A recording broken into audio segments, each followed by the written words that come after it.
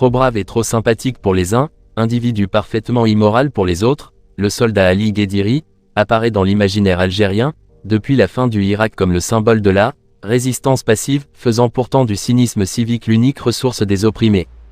On aurait pu écrire un roman, en particulier, fournissent la matière à l'imaginaire collectif, son procès ridicule et son arrestation arbitraire. Il est aisé d'imaginer, comme l'a été autrefois arrêté Ben Bella par le colonel Boumedienne. Arrestation fortuite par Gued Salah, le gros général fonctionnaire, voleur d'hommes. Les deux personnages sont pourtant au même grade dans l'armée, et partagent, en dehors de leur lieu de naissance, l'absurdité spécifique du XXe siècle naissant dans un pays en déclin. Le hasard les fait se rencontrer sous les ordres de Bouteflika, l'un accompagné de gardes guindés en redingote et armés jusqu'aux dents, l'autre est une sentinelle claudicante, jamais armée. Ils se voient, ils s'observent, ils ne se parlent pas. Leurs rencontres silencieuses fournissent d'emblée le double emblème de la vision nationale du patriotisme algérien, expiation et gouaillerie. Le peuple algérien aime observer les victimes de son histoire, il aime également se moquer de ses élus. Un second point commun relie ce récit, son côté déroutant, troublant, embarrassant, la multitude d'interprétations que le procès du docteur Guediri a pu provoquer. L'histoire, parfaitement linéaire, philosophique et dramatique du brave soldat Ali Guediri est constituée, suivant en ceci les préceptes du feuilleton populaire, d'aventures et d'anecdotes, répétitives et plus ou moins prévisibles, dans la vie politique dans notre pays, qui, malgré une première mise à la réforme pour idiotie congénitale ou pour détournement de fonds publics, on se voit à nouveau mobilisé, sous les drapeaux du pays. L'histoire donne le ton, on y voit bien des responsables sortir de prison, ou de l'hôpital se rendre, en fauteuil roulant, souffrant de sciatique, et néanmoins criant leur zèle et leur bellicisme, représentants de l'État de la Nouvelle-Algérie pour se déclarer volontaires, mais cette ruse, si ruse il y a, ne leur évite pas d'être enrôlés. Le mécanisme narrateur se remet en place, limpide et désespérément efficace, en prenant méthodiquement les ordres de leurs supérieurs au pied de la lettre et en les exécutant avec un empressement déroutant, en manifestant systématiquement leurs assentiments aux pires inepties de l'appareil bureaucratique. Guediri quant à lui arrive à neutraliser tout pouvoir aliénant, en se servant, simplement de son arrestation, arbitraire bien sûr et toujours. Sa soumission et sa docilité à toute épreuve lui permettent, en quelque sorte, d'invalider son destin. Jusque-là, tout le monde se retrouve. Ce qui, en revanche, est loin de faire l'unanimité des gens du peuple et des critiques, c'est le caractère du héros, au sens moral du terme, et, partant, la moralité qu'il conviendrait de tirer de son histoire. S'agit-il d'un crétin, d'un simple débrouillard, d'un futé, d'un gugus, ou d'un grand sage? Je ne peux livrer aucune clé, car tout porte à croire qu'Ali est loin d'imaginer quelle place son personnage occuperait dans l'imaginaire collectif. Ce qui pourrait, tout compte fait, nous livrer une sorte de clé aussi ambiguë que l'État a fait de ce personnage. Dr Guediri n'a pourtant pas participé à la guerre d'Algérie, mais son père si et son grand-père aussi.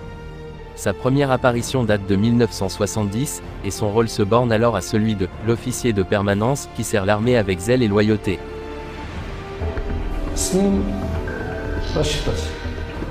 Bol, pour les uns, du bon sens plébéien face au bulldozer militaire sous les ordres d'un général désordonné alors que d'autres n'y trouveront qu'une personnification de la roublardise et du cynisme.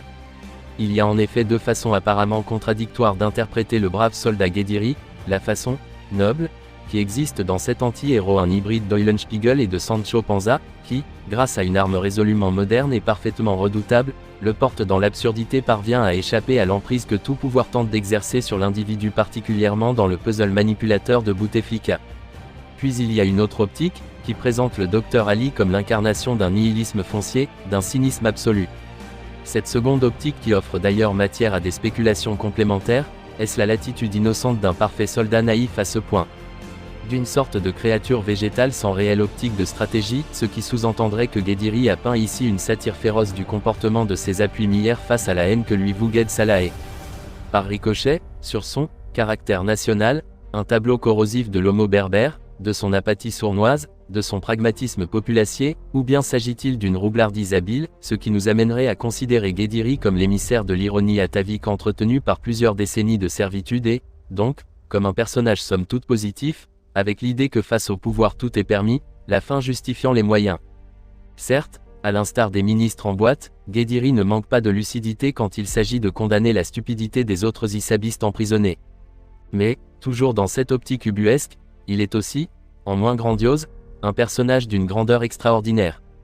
La différence entre lui et les autres prisonniers est qu'il n'aime apparemment pas recevoir des ordres, même si c'est pour les tourner en ridicule.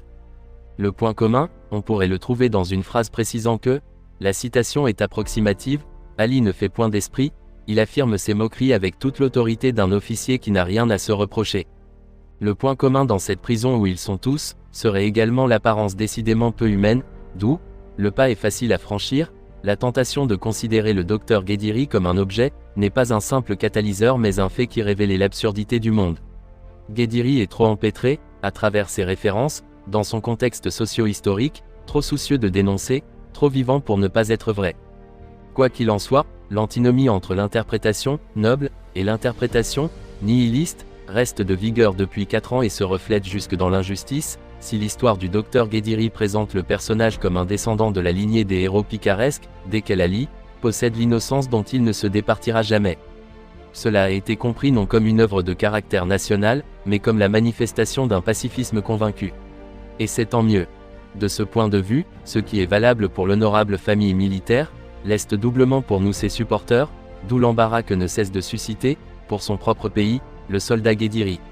Mais si dans l'absurdité triomphante le docteur Guédiri a sans doute trouvé son épanouissement le plus complet avec l'avènement du régime thébounien, alors la question que je pose, que reste-t-il ou plus rien ne reste? Mais Guédiri, voyons.